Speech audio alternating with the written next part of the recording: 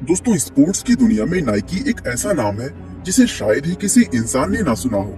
आपको जानकर हैरानी होगी कि जिस नाइकी को आज दुनिया के सबसे पॉपुलर स्पोर्ट्स वेयर में गिना जाता है, उसकी शुरुआत आज से 57 साल पहले कार की डिग्गी में शूज बेचकर हुई थी।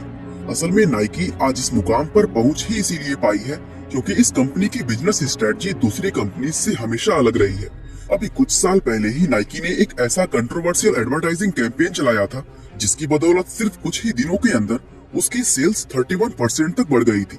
और दोस्तों, आज की हमारी इस वीडियो में हम नाइकी का इतिहास और उसके कंट्रोवर्शियल बिजनेस स्ट्रेटजी को जानने वाले हैं।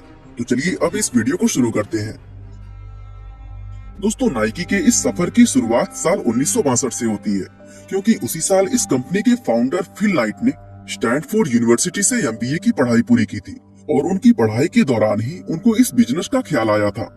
असल में दोस्तों, फिल जब एमबीए कर रहे थे तो उन्हें स्मॉल बिजनेस और मार्केटिंग प्लान के बारे में एक असाइनमेंट करने को मिला और चूंकि फिल को शुरुआत से ही स्पोर्ट्स में काफी दिलचस्पी थी, इसलिए फिल ने उस असाइनमेंट में जूतों के बिजनेस के बारे में लिखा।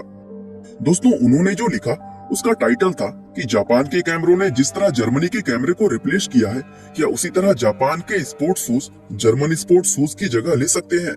असल में दोस्तों, उस समय जापान के कैमरे अमेरिकन मार्केट में आते ही जर्मनी के कैमरों को पूरी तरह रिप्लेस कर दिया था।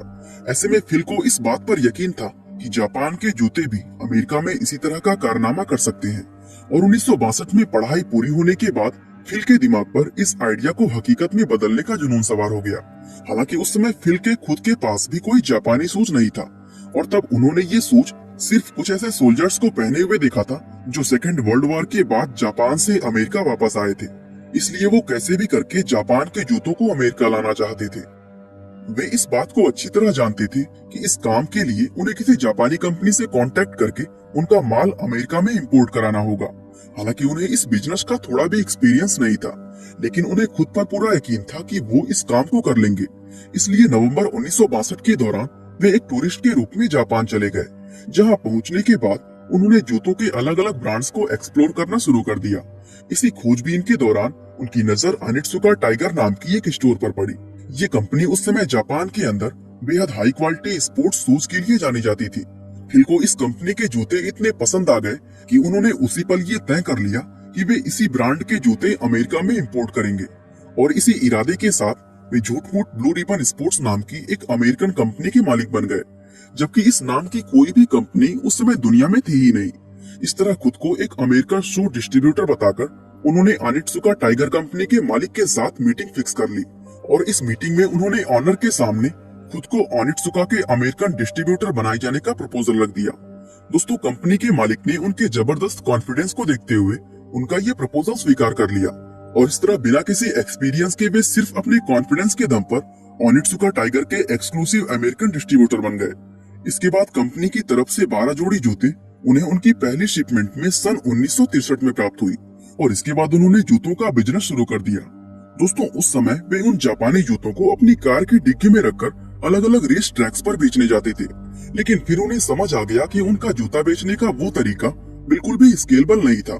इसलिए वे सलाह के लिए अपने कॉलेज के कोच बिल वूवरमैन के पास गए, क्योंकि उनकी नजर में सिर्फ वही एक ऐसे इंसान थे जो जूतों के बारे में उनसे ज्यादा जानते थे।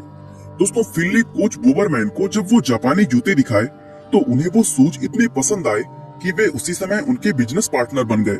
इसके बाद साल 1964 में दोनों ने $500 मिलाकर ब्लू रिबन स्पोर्ट्स नाम की एक फुटवियर कंपनी शुरू की और ये सारे पैसे यानी $1000 उन्होंने जापान से 300 जोड़ी जूते मंगवाने पर खर्च कर दिए। अब चूंकि बिल वूवरमैन उस समय अमेरिका के एक मशहूर कोच थे जिनका बहुत से एथलीट्स के साथ पुराना कनेक्शन था, ऐसे में इन्हें 300 जोड़ी जूते बेचने में सिर्फ 2 महीने का ही समय लगा।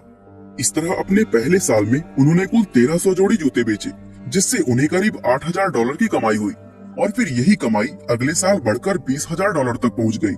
इसके बाद नेक्स्ट ईयर यानी 1966 में उन्होंने कैलिफोर्निया के सैंटा मोनिका में अपना पहला स्टोर ओपन किया। दोस्तों, फिल की ये कंपनी अब चलने के लिए थी, जिसके शूज हमेशा हाई डिमांड में रहने लगे, लेकिन इस कंपनी को चलाने में जितना योगदान फिल का था उतना ही बिल वूवरमैन का भी, क्योंकि एक तरफ फिल जहां बिजनेस ऑपरेशन संभालते थे, वहीं इनोवेशन का सारा काम वूवरमैन के कंधों पर था। और दोस्तों, ये वूवरमैन ही थे जिन्होंने अमेरिका के अंदर पहली बार जॉगिंग करने का ट्रेंड शुरू किया था।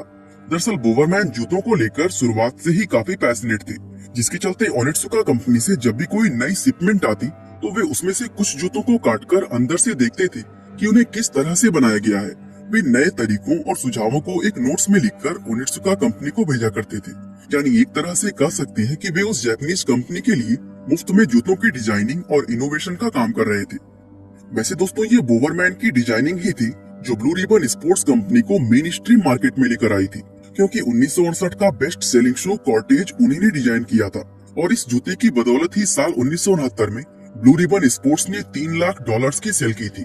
दोस्तों, यहाँ तक तो सब कुछ अच्छा चल रहा था, लेकिन कॉर्टेज जूते के फेमस होने पर उन्हें एक बड़ी समस्या का सामना करना पड़ा। दरअसल मार्केट में कॉर्टेज की डिमांड इतनी ज्यादा बढ़ गई कि वे उसको पूरा ही नहीं कर पा रहे थे, क्योंकि ओनित्सुका कंपनी के शिपमेंट की फ्रीक्वेंसी बहुत ज्यादा स्लो थी।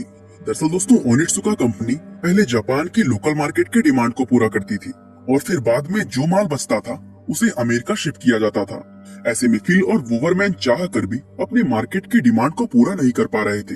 वे जानते थे कि अगर उन्हें अपना बिजनेस एक्सपेंड करना है तो उन्हें एक डिस्ट्रीब्यूटर से आगे बढ़कर खुद एक मैन्युफैक्चरर बनना होगा।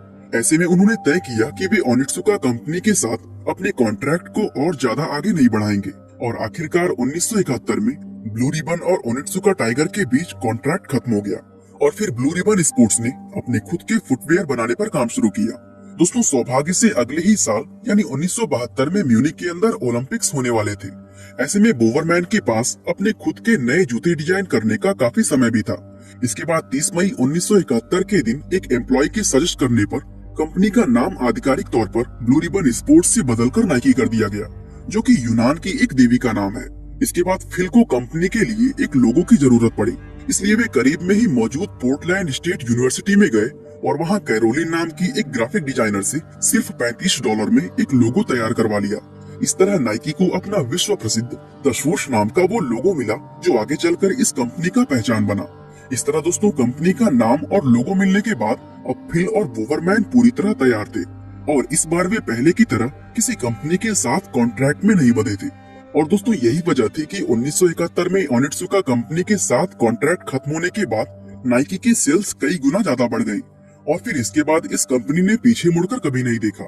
1980 के आसपास नाइकी ने फुटवियर के अलावा क्लोथिंग और ट्रैक सूट जैसे कई आइटम अपने बिजनेस में ऐड किए, जो उस समय की अमेरिकन यूथ ने बहुत ज्यादा पसंद भी किया। इसके बाद आगे चलकर 1984 में famous basketball player Michael Jordan को कंपनी के प्रमोशन के लिए साइन किया गया और ये प्रमोशनल कैंपेन इतना ज्यादा सफल हुआ कि 1989 में नाइकी अमेरिका की सबसे बड़ी स्पोर्ट्सवेयर कंपनी बन गई। फिर आगे चलकर Tiger Woods, Roger Federer, Rafael Nadal, Serena Williams, Virat Kohli और रोनाल्डो जैसे बहुत से वर्ल्ड फेमस खिलाड़ी इस ब्रांड की पहचान बने, जिसकी बदौलत नाइकी ने कामयाबी की नई बुलंदियों को छुआ। तो इससे ये पता चलता है कि नाइकी की कामयाबी में इसकी बिजनेस स्ट्रेटजी का बहुत अहम रोल था, जो कि दूसरी कंपनीज के स्ट्रेटजी से हमेशा अलग होती थी। दरअसल फिल और वोवरमैन कई ऐसे बोल्ड स्टेप्स भी लिए जो शायद ही दुनिया की कोई दूसरी स्पोर्ट्सवेयर कंपनी ने लिया हो। उदाहरण के लिए साल 2018 में नाइकी ने ड्रीम क्रेजी नाम का अपना एक कॉमर्शियल लॉन्च किया था, जिसमें उन्होंने ब्लैक लाइव्स मैटर के मुद्दे को उठाया और उसका समर्थन किया। अब चूंकि ब्लैक लाइव्स मैटर एक ऐसा मुद्दा था जिसके चलते वर्ल्ड में अमेरिका की इमेज काफी खराब होती है, तो ऐसे में नाइकी जैसी बड़ी कंपनी के द्वारा अपने एडवर्टाइजिंग कैंपेन में इस मुद्दे को उठाना बहुत से अमेरिकी लोगों को पसंद नहीं आया। यहाँ तक कि पूर्व प्रेसिडेंट डोनाल्ड ट्रंप ने भी ट्वीट करके इस कैंपेन की आलोचना की थी। इसीलिए इस कमर्शियल के लॉन्च होने के सिर्फ कुछ घंटों बाद इसको लेकर एक विवाद छिड़ गया। पूरे अमेरिका में जगह जगह नाइकी के खिलाफ विरोध प्रदर्शन होने लगे। लोग सोशल मीडिया पर नाइकी के प्रोडक्ट्स को जलाते हुए अपनी वीडियो शेयर करने लगे और सिर्फ कुछ ही घंटों में ट्विटर पर बॉयकॉट नाइकी ट्रेंड करने लगा। ऐसे में लोगों को लगा कि नाइकी को इस कैंपेन की वजह से काफी ज्यादा नुकसान उठाना पड़ेगा, लेकिन इस कमर्शियल के लॉन्च के बाद सभी को चौंकाते हुए नाइकी की सेल्स घटने की बजाय उल्टा 31% बढ़ गई और साथ ही नाइकी के शेयर का प्राइस भी 36% ऊपर चला गया। एक विवादित कमर्शियल बनाने के बावजूद भी वो उससे अच्छा खासा प्रॉफिट कमा गया। और दोस्तों, इसी तरह के स्ट्रेटजी को अपनाते हुए आज नाइकी दुनिया के सबसे बड़े स्पोर्ट्सवेयर ब्रांड्स में से एक बन चुका है, जहां आज के समय में इसकी नेटवर्थ लगभग $35 बिलियन के आसपास है और आज नाइकी दुनिया के 170 से ज्यादा देशों में अपने प्रोडक्ट्स बेचती है। बाकी दोस्तों, आज के लिए बस इतना ही। वीडियो को लाइक, शेयर और चैनल को सब्सक्राइब करना बिल्कुल ना भूलें। आपका